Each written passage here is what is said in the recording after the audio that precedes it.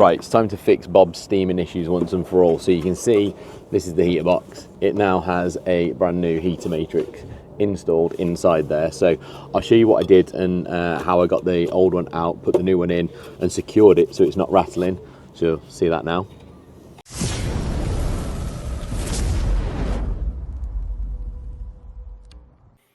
So this is the heater box off of Bob Series 3, and what we need to do is undo these screws. Now I've just gone through and checked and they are all loose, so I'm not going to have to do any grinding to get those out. So I've just started them all off just to check that, but essentially we take these screws out and then this panel here should just remove, and then we can take the old matrix out. Now I've got a new matrix here from John Craddock's.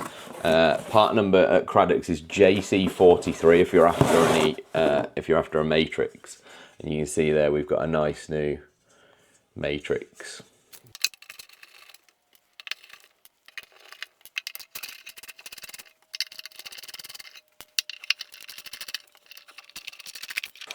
So this entire panel comes off. Like I say, I thought that it was going to be, there was this, saw this join here. I assume this top section came off, but actually no, it's the entire panel. So if you're doing it, just go all the way around your box and remove all of those. So it looks like we have a nice manky sealing strip as well. And then inside there we can see the old matrix, which should just slide out along with a load of dirt and foam that's been added in there as well to, I guess, to stop it rattling around inside. But yeah, it's definitely seen better days, that has. So we'll get rid of that. That's the new one from Craddock's. This one feels so much more dense. Like I say, it will probably have some liquid remaining, but I've drained most of it out.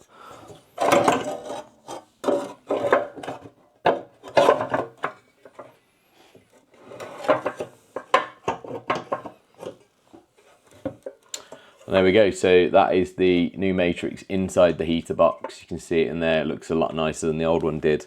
I'm just going to look to see if I've got any sort of insulating foam tape that I could put along the bottom and the top, because obviously that we've got enough rattles and it seems a shame to add to it. So yeah, that will jiggle around a fair bit. I don't really want to put this stuff back in. It's pretty grim and horrible looking, so and most of it has just rotted away anyway from around the top of this, but it just looks like foam. So I'm gonna have a look, see if I've got anything. Obviously the old one really is a bit knackered, so yeah, that will be just another rattle to add to the many. So let's see what I got. Right, you can see in here it's a bit crusty, so I'm just going to go around with a bit of rust converter, particularly sort of up there. We'll rust convert that, and then I might give it a quick coat of wax oil, clear. Then we can get the rad in. Right, I'm going to use some Nutra-Rust 661. I don't know if you've ever used this. This is my go-to rust converter. It's a really old bottle. It lasts for ages, this stuff. So I'm just going to whack a little bit in an old mug, because what you don't want to do is use it straight out the tub. Oh god, it's seized tight. It's been a while since I used it. It looks very much like Curus, but I just think this stuff is way better in terms of the reaction that you see happening. So just dunked a little bit in my mug, and then I've pinched one of the kids' paintbrushes because I can't find any of mine. I'm sure they'll forgive me.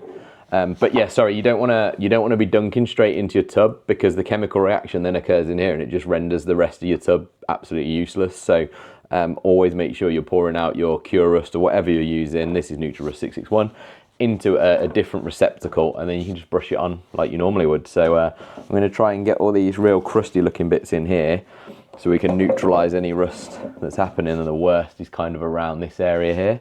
So literally just get it on my brush and cake it on. We'll let that reaction happen, and then we can get the other bit bolted in, the matrix actually bolted in there, but I figured while this is off, it's worth just giving this a bit of protection because it's actually in pretty good nick. So why let it rust away when we can do something about it now? So what I'm going to do with this now is get this re-bolted back into Bob, so it's going to go back onto the bulkhead and the footwell. Going to connect up the pipework. Should be pretty straightforward. We just put that connector in, if you remember from the last installment. So I'm not expecting too much trouble. What I'm going to do is connect it up.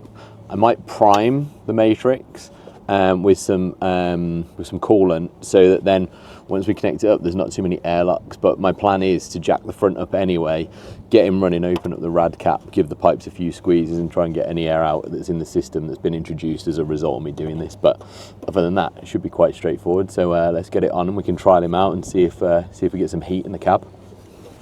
So first up, just going to take the 2 bolts out up here that hold the top part of the heater box in.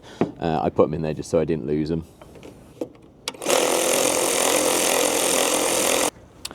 Okay, so I just prime this up a little bit. What I'm going to do is just put the top bolts in just to hold it in position, and then that should be good enough that we don't get any slip sliding around. I think. If you're wondering what this bundle of cable is, that's actually for the oil temperature sensor, which isn't fitted yet, but I will be fitting very shortly when I do Bob's first service. So that will then run down. We'll connect that nicely down there. Right, I'm gonna pull these pipes off, and let's see how much of a mess I make doing it. So.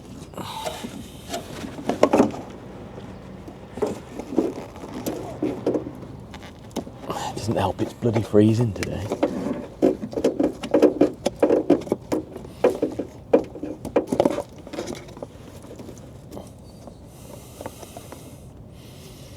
Okay, you sit there for me, buddy. Don't flip me in the face, please. Definitely will. Come on. There you go, stay. Alright, if I move my container out of the way, we should pop him on there. There we go, that's nice. We'll get our P-clip, not P-clip, Jubilee clip back on. There we go. So if you remember, that's all that we put on. That's done the job. Bring that Jubilee up a bit. Manky old label on there. Right, and then we want to just get this shape right. So there we go, back on like that.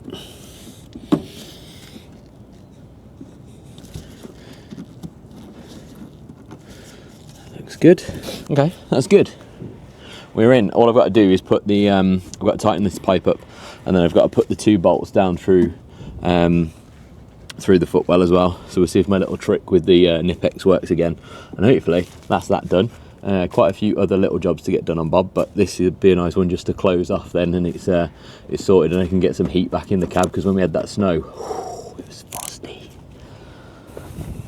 Right, so my absolute genius method, it's not, by the way, of holding the bolt in, so the bolt comes up through the footwell with the head on the interior.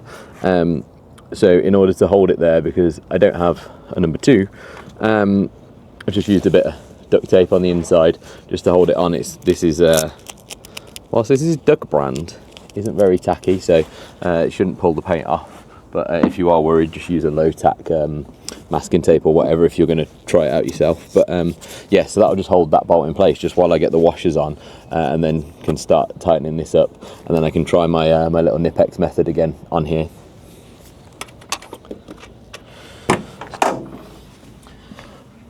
So yeah, I just whacked a little bit of tape on there. We can take that off now. We're going to go for the Titan and no paint removal, which is good news.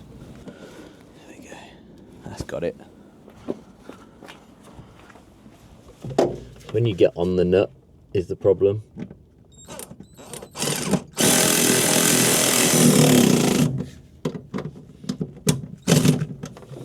That's one on. So again, that method works pretty nicely. That's nice and secure. So I'll get the other side done, and then I think it's test drive time. See if we get heat in. I will I will just run him up on the drive.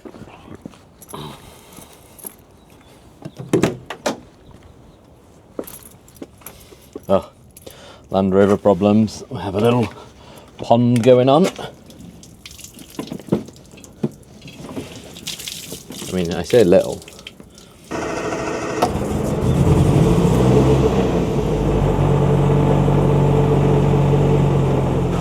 Okay, so top hose has got some nice heat in it. Oh, my mic's just stuck to that. Everything's warming up nicely. Got no leaks on the on those two pipes connected up to the heater matrix. Just sent myself from the aerial box. So yeah, I think it's looking pretty good. That's getting nice and warm. So I think we'll try it in the cab. I was going to go for a spin, but we can probably prove concept now. Fans at the ready. If you remember me showing you, the fan's really loud. But what I'm hoping is we can set it to full demist. Let's see if we can feel any warmth. Oh, we got warmth. We've got warmth coming out of there. That's a good sign. Might just be psychological because I haven't had heat in here for a while, but it feels like the blowers are actually far more efficient, particularly on that side. This side's a bit weaker, but I guess what you get with the Landy is the way the piping works. It's travelling further to the driver's side than it is the passenger, so the passenger actually feels powerful. I mean, it feels the equivalent probably to a sort of a low speed in a modern car. This side is it's not bad though. It's still air coming out, so it will demist it, I think. So that's brilliant. And hopefully we get rid of that steam now, because I think that was for a long time my issue. I didn't realise that the matrix was leaking. So particularly in summer, didn't notice because I had the windows down and whatnot, but there was always just a little patch of fogging on the passenger window just over here on the bottom. So I think it's probably been an issue since we've completed Bob last summer, and it was only really noticeable in the winter when it got really cold in here and you could physically see the steam, and obviously not great for your health either, breathing in vaporized coolant. So that should be that. Right, I think we'll leave it there. My next challenge, and don't tell the wife about that black spot there, that's Bob ejecting himself onto the wall. But my next challenge is to get the wheel back on the bonnet, so I might just set you up to film that as a bit of an outro. You can watch me, but the heater's working perfectly, so we've got nice warmth coming through. We didn't need to excessively bleed the system or anything like that, so I think just priming the matrix really helped. So we'll get this wheel back on, and that, we'll call it a day.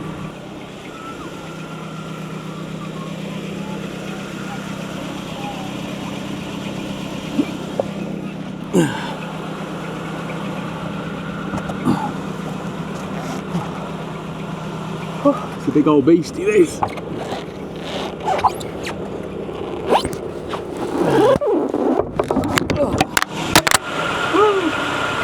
mean, I lost my mic in the process, but actually I was a lot more successful than taking it off, as I say.